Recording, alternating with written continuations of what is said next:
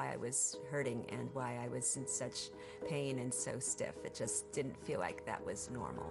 There were times there I just didn't know whether I had married a nut because nobody could find anything wrong. Dr. Bluestone explained to me that there is no cure. And when I heard that, it was kind of like a life sentence. There is no cure. I am going to be a cripple.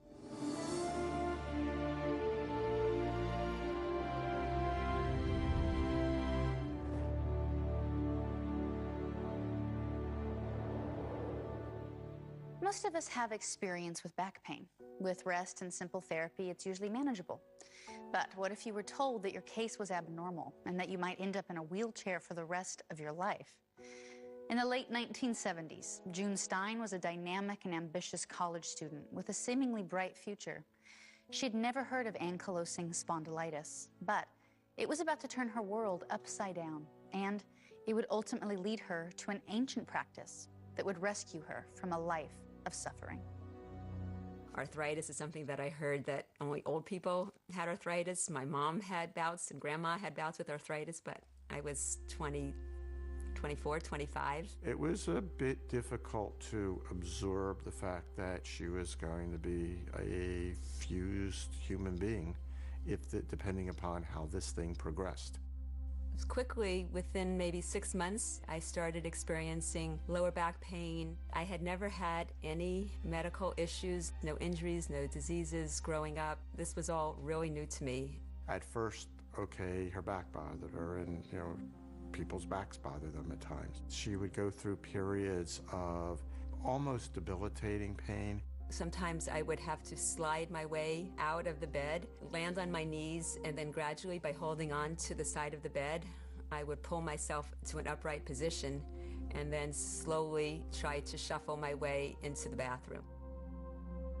Initially, I was noticing that I would have sporadic pain, and it was every once in a while. Then I would have some episodes that it would just go away. And I thought, oh, maybe it's over, it's behind. The frequency of the pain started increasing over time to the point that I would be in pain as I turned over in bed. If I was in a car and it was a bumpy ride, the pure jolting of the car would cause me to react and freeze my body and tense up. I grew up in a very average, typical New York lifestyle. We lived in Long Island, and I had very nurturing, loving parents. I spent most of my time in school. That was my thing. I was always very good in math. I studied accounting, and I was valedictorian of the class because I achieved the highest grade point average in the School of Management that year. At Syracuse University, June struck up a friendship with fellow accounting student Lee Stein. We seemed to have lots in common, and I think for me it was love at first sight. I mean, we sort of bonded really quickly. Junior year of college. June and Lee got married after graduating. June worked at prestigious East Coast accounting firms for a few years and then accepted a job as the tax director of a $500 million trucking company in San Francisco. The Steins were on a fast track to success. With big plans for the future, Lee commuted to Beverly Hills to establish a business management firm for celebrities, but his ambition was muted by concerns over the health of his young wife. To see June falling apart right after we were married, I mean, we married really young. I was 22, June was 21. We were both on fairly aggressive career tracks, and then all of a sudden, everything was about this pain from nowhere with no diagnosis. For a while, I just tried to ignore it and assume that it would get better, and that wasn't helping. So Lee and I saw an orthopedic doctor, and he suggested that I get a bone scan. And the bone scan, luckily, was negative for any type of cancer. These bone scans, which were pretty fancy technology for the late 70s, and they didn't find anything, and then she would get better, and then she would get worse. Nobody was able to diagnose what was the cause of my pain.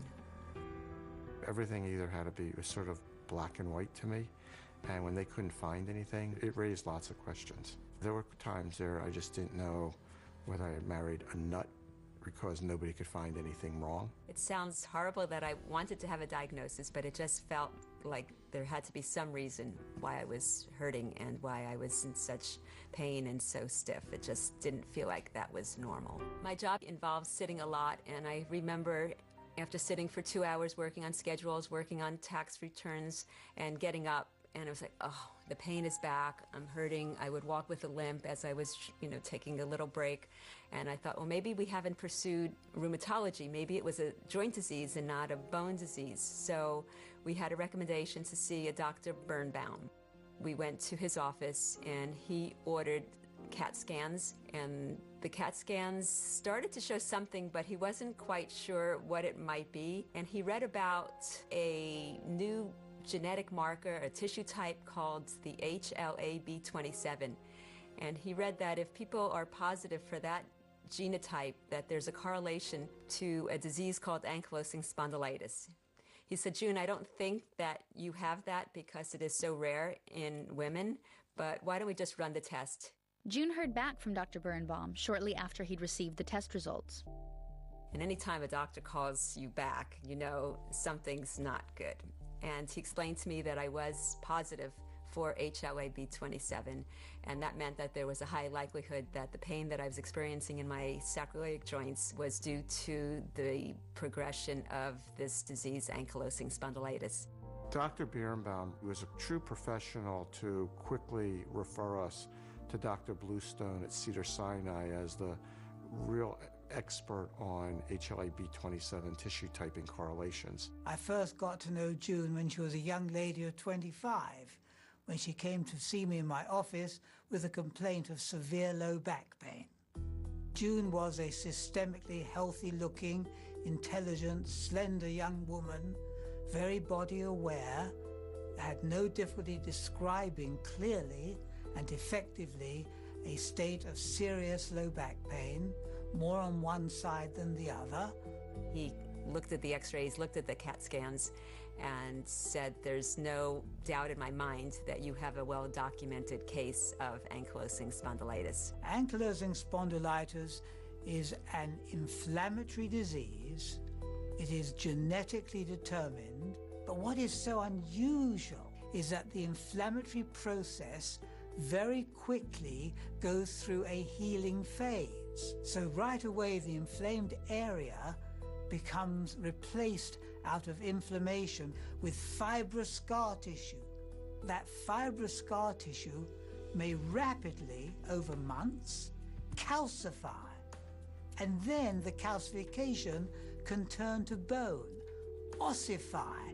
Another name of ankylosing spondylitis is bamboo spine, because eventually the same inflammation, calcification, fusion process works its way up the spinal cord all the way up to the neck. A young person can go from a painful spine with mobility to, over the years, a completely rigid, deformed spine as the muscles and ligaments pull you over into a picture of deformity and kyphosis. Dr. Bluestone was very, very clear and no uncertain terms with what we were facing.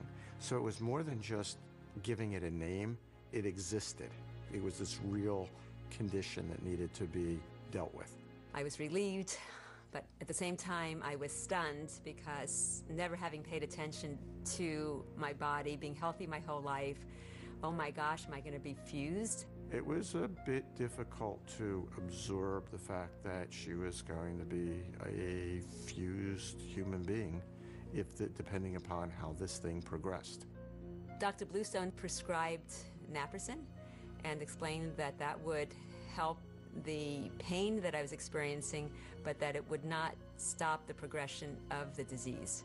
Conventional medicine had an answer, which was anti-inflammatory medications and painkillers that really have a purpose. But it wasn't going to lead June to the solution. I mean, June never accepted that she was going to deteriorate the way that the prognosis of this disease normally works. Dr. Bluestone explained to me that there is no cure. And when I heard that, it was kind of like a life sentence. There is no cure, I'm going to be a cripple. And I just could not accept that. I thought somehow that's not going to be the end of my story. Stein was in her mid-20s when she learned that her back pain was caused by a disease called ankylosing spondylitis.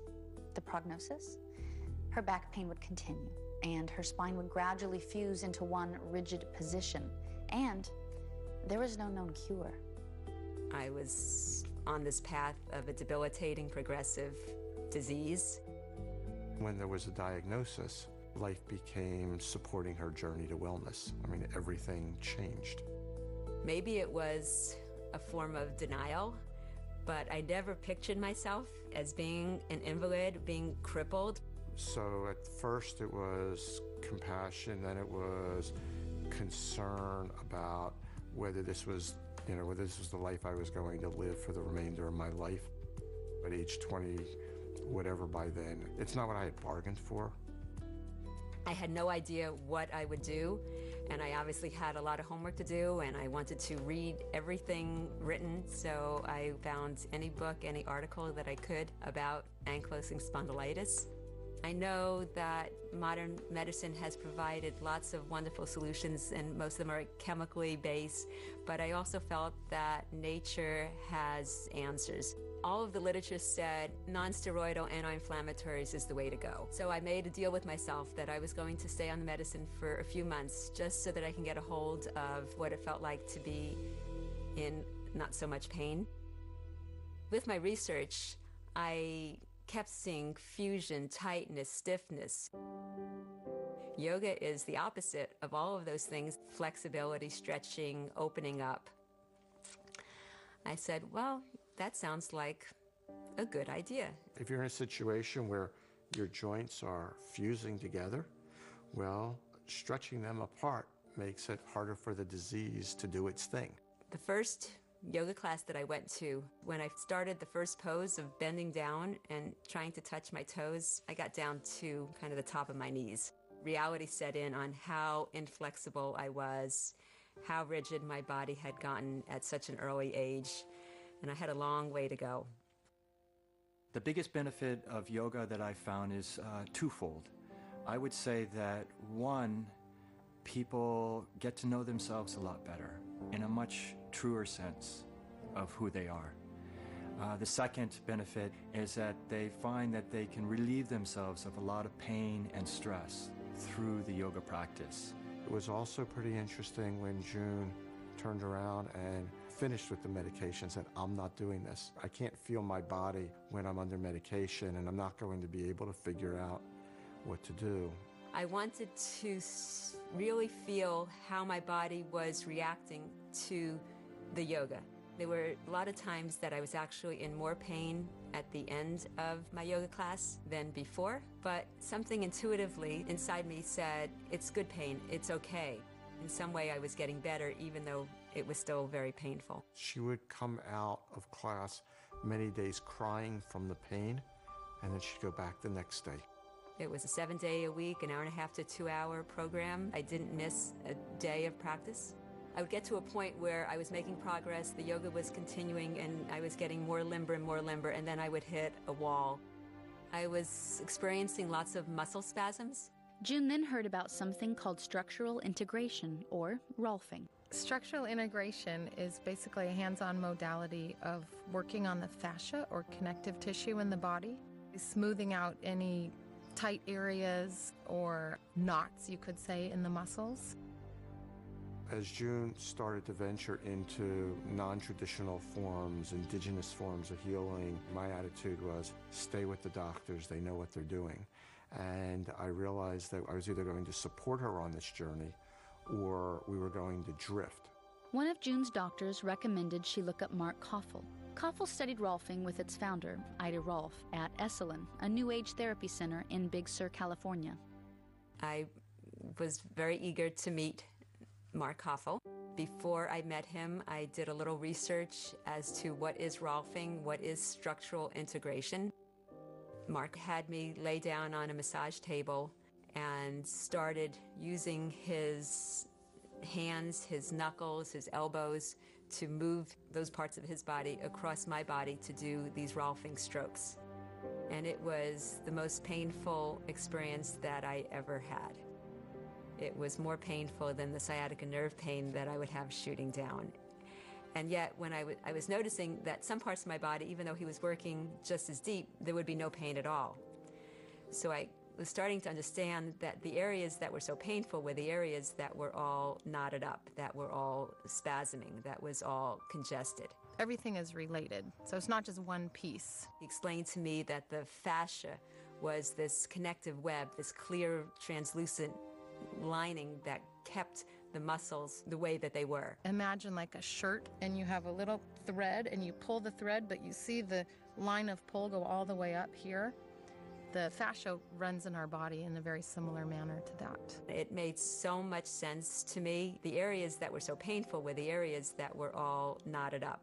So every Wednesday, same time, Lee and I would come and he would systematically work different parts of my body. Over time, the intensity of the pain was getting less and less, and also the amount of relief that I had between sessions was getting longer and longer. So I knew something was happening.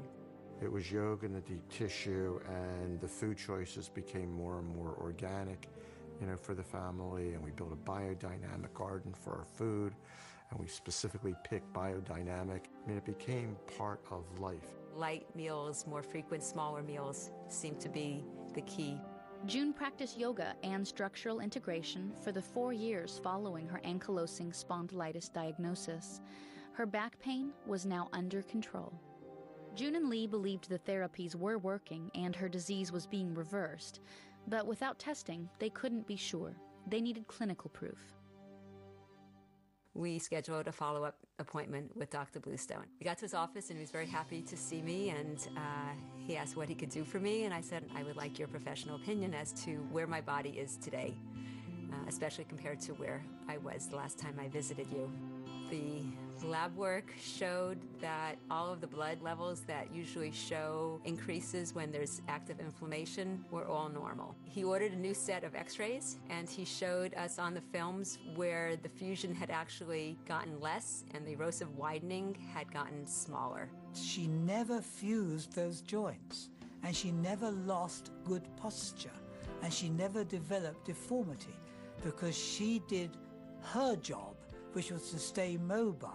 He then wanted to check my range of motion, and he started lifting my leg up, and it kept going, and he was expecting it to go to about here, and then it kept going and going and going and going and going and going, and then when it was like back in here, he said, I think we've gone far enough. I think I've got the information that I need. And he then pronounced me that I have obviously found a unique form of remission. I just sat there smiling. It was fun. It was great.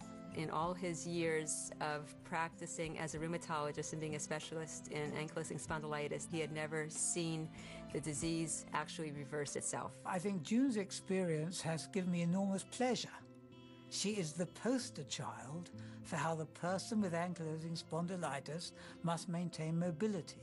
I was ecstatic. I said, yes, we did it. I think she has the same outlook for a healthy future as any other healthy woman of her age. I feel that the discipline of the constant yoga practice was really instrumental. I just kept practicing, and it came, the cure came. I don't think anybody can get better without the attitude that they will get better. It's what you think and what you say and what you do when they all line up is when you get the results.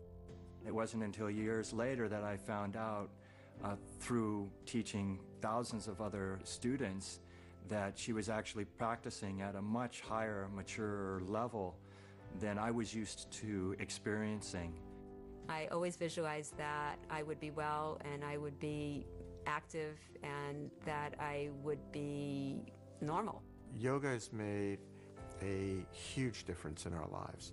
It was a complete integration of balance, of strength, and balance of flexibility. In the early days, I didn't have a passion. My passion now is wellness, yoga, nature, rainforests, environment, my family. I see June just getting younger and healthier all the time. She's a true miracle. It's been fabulous. He has been so loving and so supportive, and I'm so happy that on that wedding day, I said I do, and he said I do. It's been really a great journey. We know that sooner or later everybody ages, but I have a wife who's younger physically and mentally today than she was 20 years ago. June and Lee Stein have both been enriched by their adventure. Now, nearly 30 years later, June continues to practice yoga at an elite level. She was told by doctors that she would be frozen and unable to move, but she's the epitome of limberness and flexibility, a testament to the power of this ancient discipline. For more information on June Stein and ankylosing spondylitis, visit our website. I'm Jewel. Join us next time for another remarkable story of personal triumph on the incurable.